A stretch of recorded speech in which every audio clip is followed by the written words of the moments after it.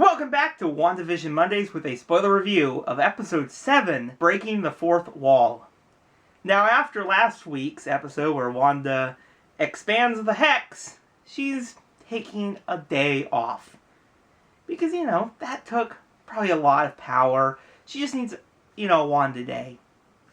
However, things are not going quite right as the decades in her are kind of fizzing in and out. The milk bottle changes from modern to the 50s. The house kind of changes set design.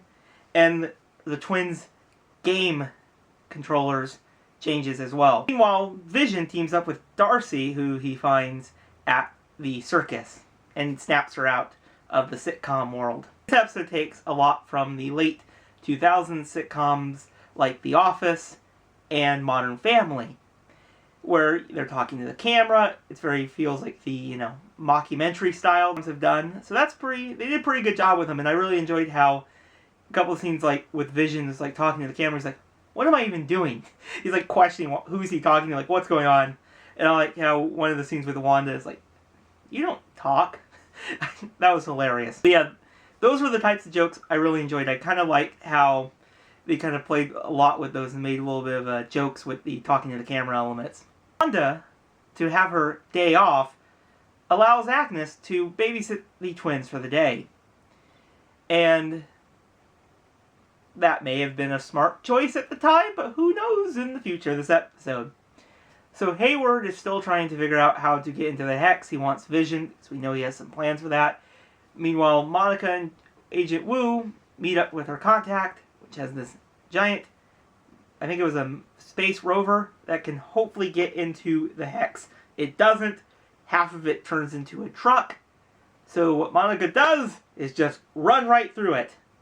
She just runs right into the Hex. Now, that was one of the most visually stunning scenes in this episode.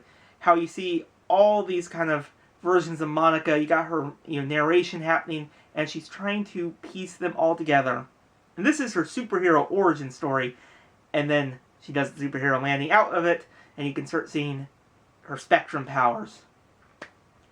Which is really cool that they did it in this episode, and I'm really excited to see where they go from this, because she does confront Wanda, and they're equally matched in a way. So, very interesting where this goes, because, Wanda, she's trying to tell Wanda she's not her enemy.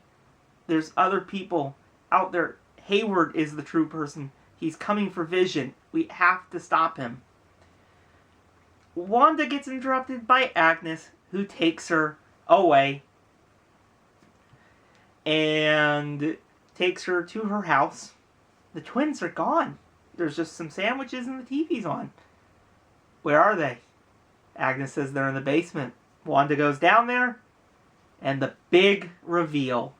I know a lot of people were expecting this scene. They didn't know when it was going to be, because people have been theorizing that Agnes was this character throughout this entire show.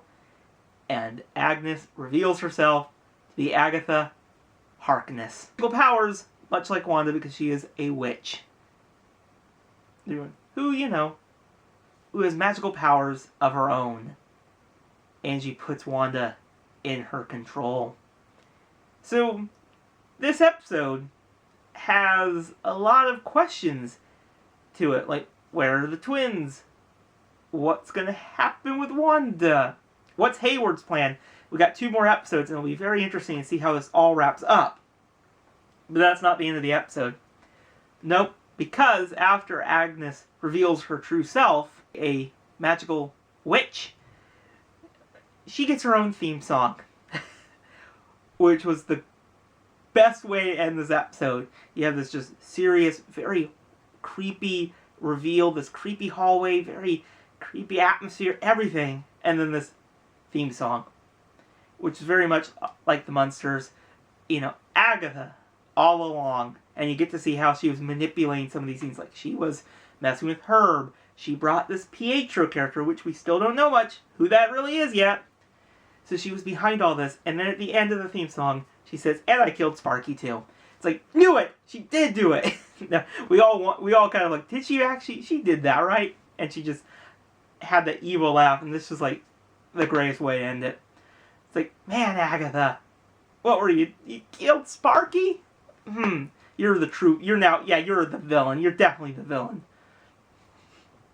So the episode does have a mid-credit scene that I would definitely recommend you stick around for, because Monica is investigating Agatha's house and is interrupted by a person that looks like Pietro that we saw in the last couple episodes, but probably not.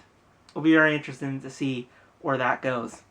So there was a main theme song in this episode, which was very modeled after Happy Endings, but had a lot of elements of Modern Family and The Office, kind of bridged them all together. Now, the commercial this week was for a antidepressant and Nexus. It'll be very interesting to see what the connection to all that with that one is yet, but they did have some very interesting side effects to it. But yeah, I really enjoyed this episode. It just, that reveal was the best part. Because it's like, you knew something was going to happen. Her house, you just sensed it when they walked in. And I'm just really excited to see the Wanda and Agatha battle, Hayward, 2 more episodes. I am so excited to see where this show goes.